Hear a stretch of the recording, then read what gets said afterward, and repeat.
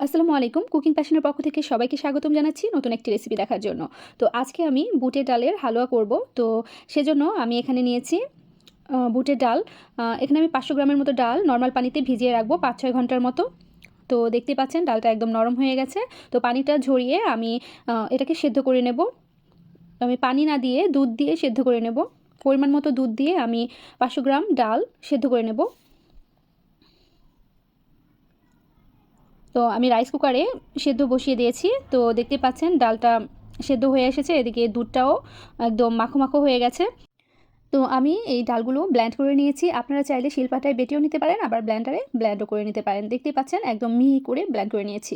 তো এখানে একটা পাত্রে আমি ঘি দিয়ে দিয়েছি প্রায় হাফ কাপের মতো। ঘিটাকে আমি একটু গরম করে নিয়ে এর মধ্যে গরম মশলা দিয়ে এলাচ, দারচিনি আর তেজপাতা একটু ভেজে নিয়ে সেই ব্লেন্ড করা ডালগুলো দিয়ে একটু নেড়ে চেড়ে নিচ্ছি। ডালগুলো একটু ভালোভাবে ঘিয়ের মধ্যে ভেজে নিয়ে আমি এর মধ্যে দিয়ে দিচ্ছি 2 কাপ পরিমাণ চিনি। আমি 500 গ্রাম বুটের ডালের মধ্যে 2 কাপ পরিমাণ চিনি দিয়েছি। তো আপনারা যদি মিষ্টিটা বেশি পছন্দ করেন আরও একটু চিনি বাড়িয়েও দিতে পারেন। তো চিনিটা ভালোভাবে মিশিয়ে নেওয়ার পর দেখতেই পাচ্ছেন এটা একটু নরম হয়ে গেছে। আর এখানে আমি অরেঞ্জ ফুড কালার দিয়ে দিয়েছি সামান্য, শুধুমাত্র কালারের জন্য, যাতে দেখতে সুন্দর লাগে। আর 1 কাপ পরিমাণ গুঁড়ো দুধ দিয়ে দিচ্ছি। দুধটাকেও আমি ভালোভাবে হালুয়ার সাথে মিশিয়ে নিচ্ছি। আর চুলার আঁচটা মিডিয়ামে রেখে এটাকে অনবরত নাড়তে হবে।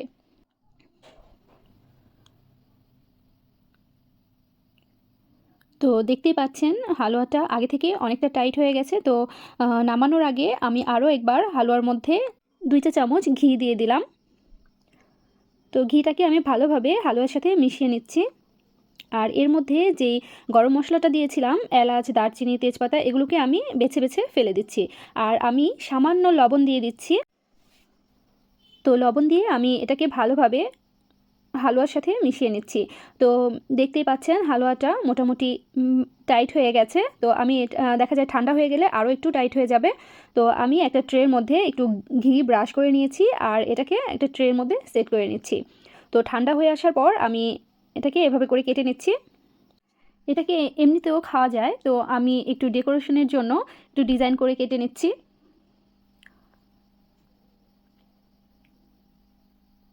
তো এই তো হয়ে গেল আমার ছোলা বুটের হালুয়া। তো এখানে মাঝখানে আমি একটু কিশমিশ দিয়ে ডিজাইন করে নিচ্ছি। তো আজ এখানেই বিদায় নিচ্ছি। সবাই খুব ভালো থাকবেন। আল্লাহ হাফেজ।